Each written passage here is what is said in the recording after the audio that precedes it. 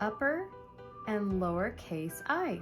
So starting at the baseline, it's a big loop up, down, a little bump, and a tail.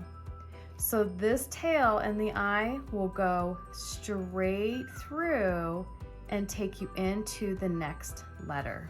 Let's do a few more. Big loop up, down, little bump, tail. Big loop up, down, little bump, tail. Take it all the way across. Take your time. With my eyes, none of them look exactly alike. They're all unique. Okay, lowercase I, easy peasy, right? Little line up, down, tail, and dot.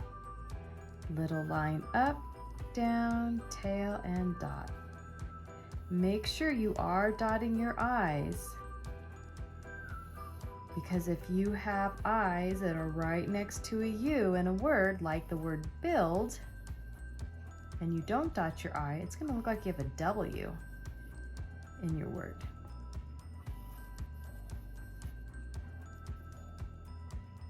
Cursive I.